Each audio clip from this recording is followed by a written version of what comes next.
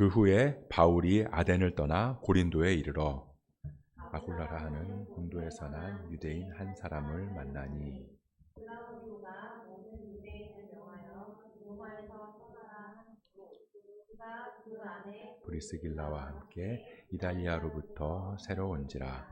바울이 그들에게 가매 생업이 같으므로 함께 살며 일을 하니 그 생업은 천막을 만드는 것이더라. 안식일마다 바울이 회당에서 강론하고 유대인과 헬라인을 권면하니라. 실라와 디모데가 마게도냐로부터 내려오매 바울이 하나님의 말씀에 붙잡혀 유대인들에게 예수는 그리스도라 밝히 증언하니 그들이 대적하여 비방하거늘 바울이 옷을 펴면서 이르되 너희 피가 너희 머리로 돌아갈 것이요 나는 깨끗하니라. 이후에는 이방인에게로 가리라 하고 거기서 옮겨 하나님을 경외하는 디도 유수도라 하는 사람의 집에 들어가니 그 집은 회당 옆이라. 온 건강과 더불어 주를 믿으며 성하는 모습으로 살았고 듣고 믿어 세례를 받더라. 밤에 주께서 환상 가운데 바울에게 말씀하시되 두려워하지 말며 침묵하지 말고 말하라. 내가 너와 함께 있음에 어떤 사람도 너를 대적하여 해롭게 할 자가 없을 것이니 이는 이 성 중에 내 백성이 많음이라 하시더라. 1년 6개월을 머물며 그들 가운데서 하나님의 말씀을 가르치니라. 갈리오가 아가야 총독되었을 때 유대인이 일제히 일어나 바울을 대적하여 법정으로 데리고 가서 말하되 이 사람이 율법을 어기면서 하나님을 경외하라고 사람들을 권한다 하거늘 바울이 입을 열고자 할 때 갈리오가 유대인들에게 이르되 너희 유대인들아 만일 이것이 무슨 부정한 일이나 불량한 행동이었으면 내가 너희 말을 들어주는 것이 옳거니와 만일 문제가 언어와 명칭과 너희 법에 관한 것이면 너희가 스스로 처리하라. 나는 이러한 일에 재판장 되기를 원하지 아니하노라 하고 그들을 법정에서 함께 읽습니다. 모든 사람이 회당장 소스데네를 잡아 법정 앞에서 때리되 갈리오가 이 일을 상관하지 아니하니라. 아멘. 이 아이들을 키우다 보면요 서로 잘 놀다가 가끔씩 한 녀석이 막 씩씩대면서 올 때가 있거든요. 와서는 엄마 난 가만히 있었는데 언니가 자꾸 나 놀려 이렇게 이야기를 할 때가 있어요.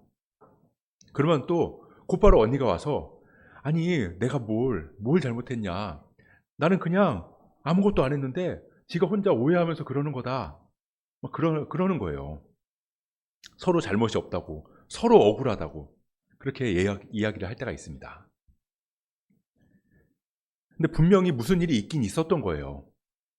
그러니까 그러는 걸 텐데 그 일이 뭔지는 몰라도 그냥 서로 그 일을 바라보는 입장이 다른 거죠. 그러면 엄마는 이 당사자 둘이 아닌 다른 녀석을 불러서 이제 물어보는 거예요. 자, 그 상황을 다 지켜본 제3자를 불러서 어떤 상황인지 확인을 합니다. 자, 너가 한번 말해봐. 이거 무슨 일이야? 라고 이제 물어보는 거죠. 네, 그러면 이제 조금 더 객관적으로 무슨 일이 있었는지를 알 수 있는 거예요. 제가 최근에 어떤 일이 있었냐면요. 이제 제가 속한 모임이 있는데 이제 어떤 분이 그 모임 안에서 굉장히 이제 몹쓸 사람이 된 거예요. 근데 이제 그분을 제가 한번 만난 적이 있거든요. 편의상 그 사람은 이제 그분을 A라고 할게요. 그래서 A를 만나서 이제 이야기를 쭉 들어봤어요. 그랬더니 굉장히 억울한 일을 당했던 거더라고요. 너무 억울하다. 그러니까 상대방 이제 B가 자기를 막 험담하고 다닌다. 그래서 어쨌든 결국 그 A는 그 모임에서 나와서 이제 다른 곳으로 가게 됐는데요. 또 이제 얼마 전에 그분을 험담하고 다닌다는 B를 만날 기회가 있어서 그 B의 이야기를 쭉 들어봤거든요. 근데 이야기를 쭉 들어보니까 이번에는 오히려 피해자가 A가 아니라 B였던 겁니다. 그러니까 하나의 사건을 가지고 서로 다른 견해로, 그러니까 정확히 말하면 자기 입장에서 바라보고 해석하고 있기 때문에 서로 이야기가 달랐던 거예요. 근데 저는 솔직히 누가 잘했고 누가 잘못했는지 모르겠어요. 하나님만 아시겠죠. 그래서 항상 한쪽의 입장만 듣고 판단하면 안 되겠다라는 생각을 하게 되곤 합니다. 그때 제일 정확한 게 뭐냐면요, 이해 당사자, 그 A랑 B가 아닌 정말 객관적으로 바라볼 수 있는 제3자가 보고 판단하는 게 정확하다고 할 수 있을 거예요. 그러니까 어느 입장에 서 있느냐, 그거에 따라서 이야기가 완전히 달라질 수 있기 때문입니다. 그래서 이 소설책도 보면요, 똑같은 내용이지만 그 이야기를 누구의 시점에서 바라보느냐에 따라서 전혀 다른 방식으로 이야기가 전개되는 걸 우리는 알 수 있어요. 누구의 시선으로 바라보느냐에 따라서 이야기의 느낌이 달라질 수 있다는 거죠. 이제 그걸 시점이라고 하는데요, 크게 1인칭이랑 3인칭으로 나눌 수 있습니다. 이야기를 바라보고 서술하는 사람이 소설 속에 있으면 1인칭이고요. 소설 밖에 있으면 3인칭이에요. 그리고 그 1인칭은 또 이 서술하는 사람이 소설의 주인공이다, 그러면 1인칭 주인공 시점이라고 이야기를 하고요. 소설 속에 등장하기는 하지만 주인공이 아니라 그 이야기를 지켜보는 입장에서 이야기를 한다, 그러면 1인칭 관찰자 시점이라고 그래요. 자, 3인칭도요. 소설 속에 등장하는 인물은 아니지만 주관적인 감정이나 판단을 배제하고서 객관적인 위치에서 그 이야기를 바라보고 서술한다, 그러면 3인칭 관찰자 시점. 자, 소설에 등장하지 않는 건 동일한데 모든 등장인물의 상태, 행동, 동기를 다 알고 있고 모든 상황을 다 파악하고 있고 심지어는 과거, 현재, 미래의 일까지 다 알고 있는 상태에서 이야기를 바라보고 있으면 그걸 가리켜서 전지적 작가 시점이라고 부른다는 거죠. 자, 전지적 작가 시점. 한마디로 전지전능, 전지, 다 알고 있다는 거예요. 근데 우리가 소설을 읽다가 이 전지적 작가 시점으로 쓴 소설을 읽다 보면요, 모든 걸 다 알고 있잖아요, 작가가. 그래서 가끔씩 이 주인공의 행동이 이해가 안 되고 답답할 때가 있어요. 전지적 작가 시점으로 써 있기 때문에 책을 읽는 나도 똑같이 전지적 작가 시점으로 그 책을 보잖아요. 그리고 그 주인공을 바라보다 보면 나는 앞으로 어떻게 될지 다 알고 어떤 일이 일어날지를 다 아는데 주인공은 그걸 모르고 행동하는 걸 보면서 답답하기도 하고 안타깝기도 한 거죠. 근데 우리의 인생은 소설이 아니잖아요. 그 말은 뭐냐면 내가 처한 상황, 환경, 일어나는 모든 일들, 나는 내 입장과 내 시선으로밖에 바라볼 수 없다는 거죠. 서로 싸우고서 엄마한테 와서 나 억울하다 그렇게 이야기하는 아이의 모습과 같다는 겁니다. 왜냐하면 1인칭 주인공 시점으로 살아가고 있기 때문이에요. 지난 시간에 우리는 바울이 아덴에서 전도한 내용을 살펴봤습니다. 처음에 바울이 아시아에서 복음을 전하려고 했잖아요. 근데 가는 길마다 막혔어요. 그러다가 마게도냐 환상을 보고 그리고 마게도냐 지역으로 넘어갔잖아요. 근데 마게도냐 지역에 딱 갔는데 거기서 뭐 눈에 띌 만한 대단한 일이 없었던 거예요. 처음 갔던 빌립보, 거기서는 귀신 들린 여종을 고쳐줬는데 감옥에 갇혔어요. 이어서 갔던 데살로니가, 거기서는 사람들이 바울을 끌어내라고 막 소동을 벌이기도 했고요. 그래서 베레아로 갔는데 데살로니가 사람들이 베레아까지 찾아와서 막 소동을 부리고 난동을 부렸어요. 그래서 결국 마게도냐 지역에서 떠나서 아가야 지역으로 갔잖아요. 아덴이라는 도시로 들어가서 거기서 딱 말씀을 전하려고 하는데 조롱하는 사람들이 거기 있었고 믿는 사람들은 몇 명 되지 않았다라는 겁니다. 자, 이런 바울의 이야기, 2차 선교회에 어떤가요? 우리가 바울이라면, 이 이야기의 주인공이라면, 그래서 1인칭 주인공의 시점으로 이 이야기를 바라보고 있다면 지금 바울에게 벌어진 이 일들, 이 선교 여행 성공일까요? 실패일까요? 아마 이 객관적인 상황으로만 본다면 성공보다는 실패에 가까울 수 있다는 거예요. 그런데 그 안에는요, 1인칭 주인공 시점이라면 그냥 지나칠 수 있는 포인트들이 있어요.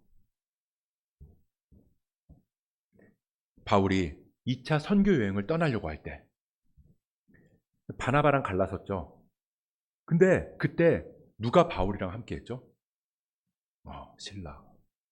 바울이 실라를 만나서 함께 전도 여행을 떠났습니다. 자, 마게도냐 지방의 첫 성인 빌립보에 딱 갔어요. 그때는 바울이 누구를 만났나요?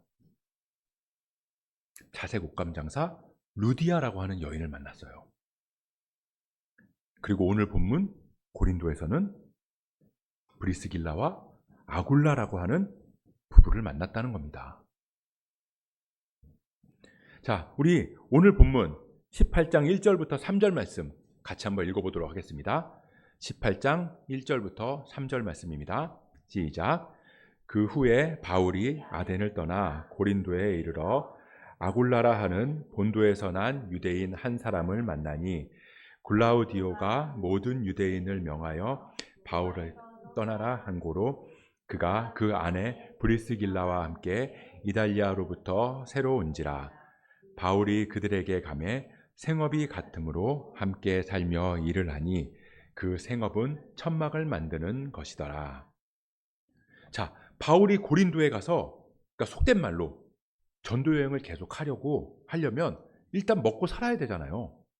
그러니까 먹고 살 게 필요하니까 일할 만한 곳을 찾아다니다가 브리스길라와 아굴라 부부를 만났다는 겁니다. 근데 생각해 보면요, 바울이 실라를 만난 것도, 자색 옷감 장사 루디아를 만난 것도, 그리고 고린도에서 브리스길라와 아굴라를 만난 것도 뭔가 거창하고 대단한 만남이 아니라는 거예요. 그냥 특별할 거 하나 없는 일상 속에서의 일어난 일들이라는 겁니다. 소설로 치면요, 그냥 스쳐가는 인물들이라는 거죠. 바울의 시선으로 봤을 때 별거 아닐 수 있다는 거예요. 그런데 하나님은요, 바울의 여정을 전지적 작가 시점으로 바라보고 계세요. 전지적 작가 시점이 뭐라고 그랬죠? 다 알고 계시다는 거예요. 과거도, 현재도, 미래도, 모든 상황도, 또 모든 환경도. 하나님의 시선에서 지금 이 만남, 바울의 이 만남은 결코 우연이 아니라는 겁니다. 바울의 여정을 이끄시는 작가로서의 하나님께서는 바울이 어딜 가도 동역하는 사람들을 만나게 하셨고요, 함께하는 사람들을 붙여주셨다는 거예요. 그걸 바울이 1인칭 주인공 시점에서 깨닫지 못할지라도 말이죠. 전지적 작가 시점으로 소설을 보면 딱 알 수 있잖아요. 어떤 사람이 잠깐 등장했어요. 근데 그 잠깐 등장한 그 사람, 그 내용 딱 보면서 뭔가 심상치 않다? 뭔가 범상치 않다? 그걸 느낄 수 있거든요. 이 사람은 이 순간에 왜 등장한 거지? 잠깐 스치고 지나가는 것 같지만 전지적 작가 시점의 소설을 보면 알 수 있다는 거예요. 그리고 나서 나중에 이야기를 쭉 읽어나가다 보면 어김없이 나중에 그 사람이 뭔가 중요한 연결고리가 된다는 거, 우리는 소설책을 읽어보면 다 알 수 있다는 거예요. 우연 같지만 작가의 치밀하게 짜여진 시나리오라고요. 자, 그럼 우리 전지적 작가 시점으로 로마서 16장 말씀을 한번 보도록 하겠습니다. 로마서 16장 3절 말씀입니다. 같이 한번 읽어보겠습니다. 시작. 너희는 그리스도 예수 안에서 나의 동역자들인 브리스가와 아굴라에게 문안하라. 자, 브리스길라 사실 같은 이름이에요. 같은 뜻이에요. 누가 저를 부를 때 동훈이라고 쓰기도 하고 동훈이라고 쓰기도 하잖아요. 그런 차이인거든요. 아무튼 훗날에 이 브리스길라와 아굴라 부부는 바울의 둘도 없는 동역자가 됐다는 거예요. 근데 지금 이 시점에서 고린도에서 바울이 브리스길라와 아굴라를 만났던 그 시점에서는 그걸 몰랐다는 거죠. 그저 생활비가 필요해서 일거리를 찾다가 만난 사람들이었다고요. 하지만 하나님께서는 이미 그들의 만남을 예비하셨고 단순한 만남을 넘어서 서로 동역자로 세워나갈 계획을 가지고 계셨다는 겁니다. 자, 또 17절에 보면요, 사람들이 회당장 소스테네를 잡아다가 때렸다는 구절이 나와요. 지금 이 상황이 어떤 상황이냐면요, 사람들이 바울을 총독한테 고발한 거예요. 이 사람이 자꾸 이상한 소리 한다. 그래서 총독한테 고발해서 이 사람 좀 어떻게 해달라, 재판해달라 라고 이야기하니까 총독이 뭐라고 하냐면, 야, 다른 건 내가 다 처리할 수 있다. 근데 니들 종교에 관한 건 니들이 알아서 해라. 그렇게 이야기하는 거예요. 그러니까 사람들이 바울을 어떻게 하지 못하니까 화가 나서 회당장 소스데네를 잡아다가 때렸다는 거예요.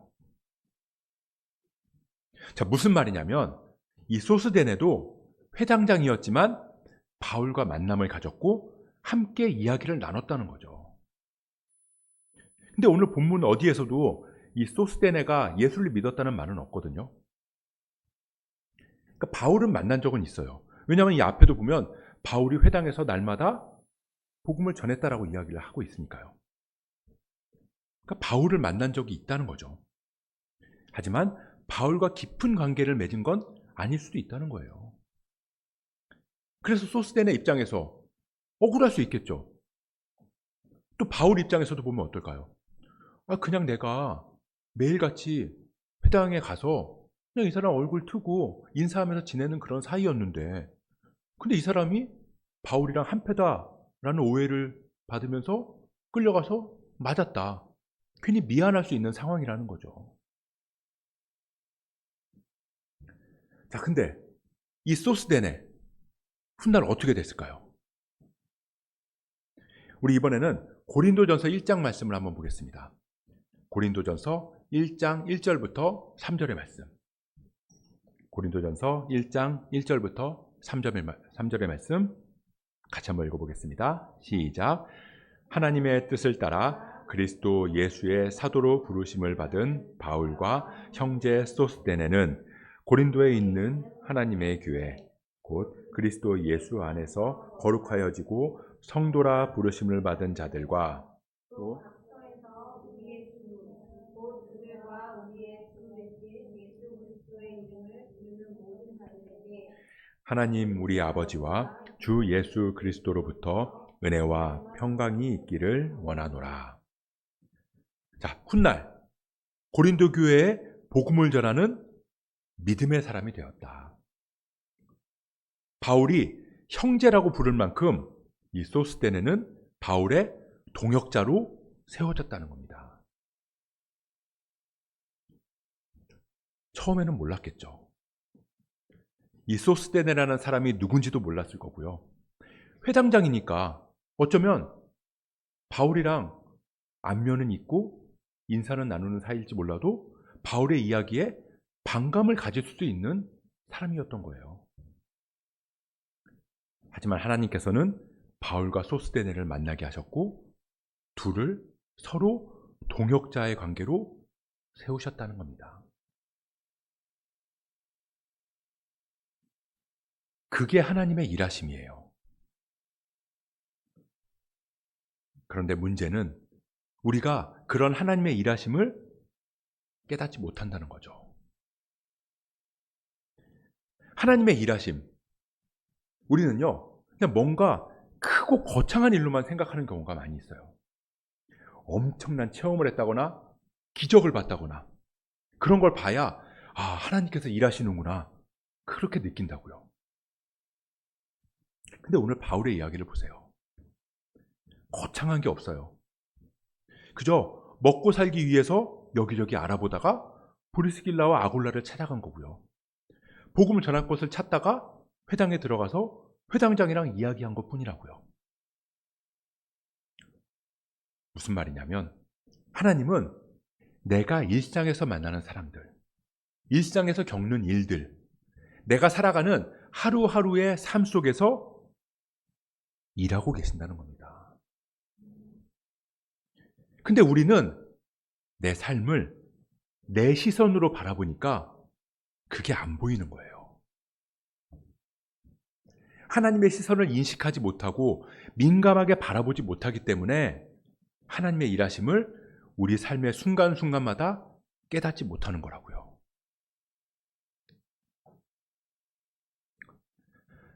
우리가 하나님의 시선으로 우리 삶을 바라보고 하나님의 시선으로 세상을 바라보고 모든 일들을 바라본다. 그걸 뭐라고 하냐면요. 믿음이라고 해요. 믿음. 그게 믿음이라고요. 믿음의 삶은 그런 거예요. 하나님의 초자연적인 기적에만 집중하는 게 아니라 일상의 삶 속에서 하나님의 일하심을 깨닫고 느끼는 삶. 그래서 믿음의 삶을 살아가는 사람들은 함부로 살 수 없는 거예요. 아무 말이나 할 수 없고 아무 일이나 할 수 없고 아무거나 보고 아무거나 듣고 아무렇게나 살 수 없다고요. 왜냐하면 우리 삶의 모습을 통해서 하나님의 일하심이 드러날 테니까요.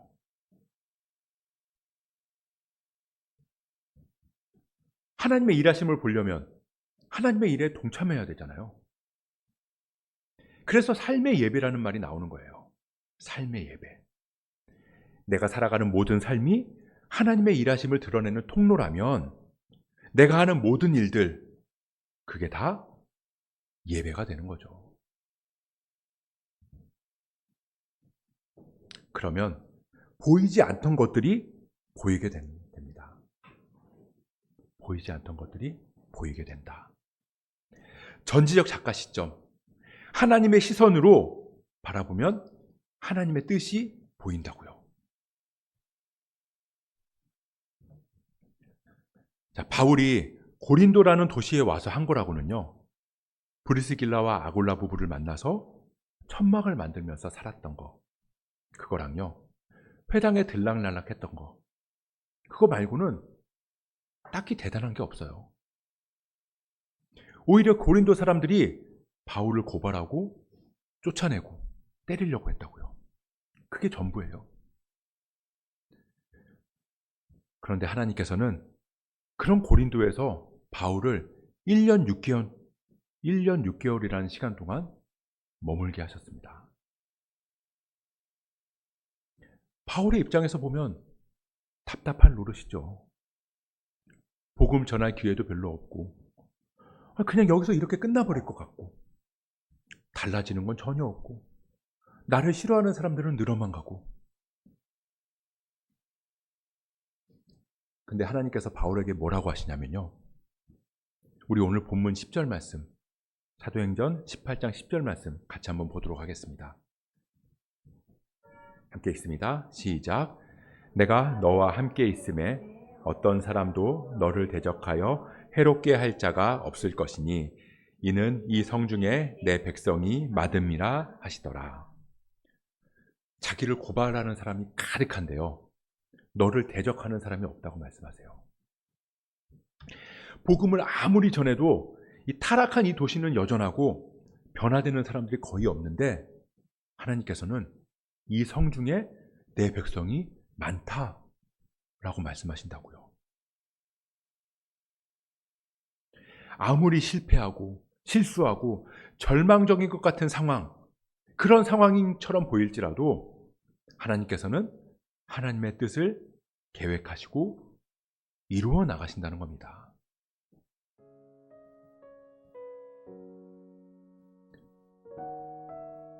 우리가 살다 보면 얼마나 두려워요. 이렇게 하면 망할 것 같은데, 이렇게 판단하면 안 될 것 같은데, 내가 잘못 생각한 거 아니야? 이제 잘못되는 거 아니야? 큰일 나는 거 아니야? 내가 계획한 일에서 조금만 틀어져도 우리는 절망하고 좌절한다고요. 하지만 하나님은 어떤 하나님이시다? 신실하신 하나님이시다. 우리 이런 찬양 있잖아요. 하나님 한 번도 나를 실망시킨 적 없으시고, 하나님은 단 한순간도 우리를 잊으신 적 없으시고, 단 한 번도 우리를 홀로 내버려 두지 않으신다. 그리고 지금 이 순간에도 가장 선하고 완전한 길로 우리를 이끄시고 인도하시는 줄 믿습니다.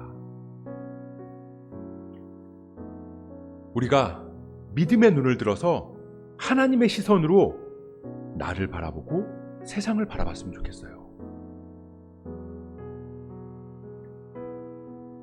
그렇게 우리가 나의 작고 편협한 시선이 아니라 나의 길보다 높고 나의 생각보다 깊으신 하나님의 시선으로 하나님의 일하심을 날마다 누리고 경험할 수 있기를 주님의 이름으로 간절히 축복합니다.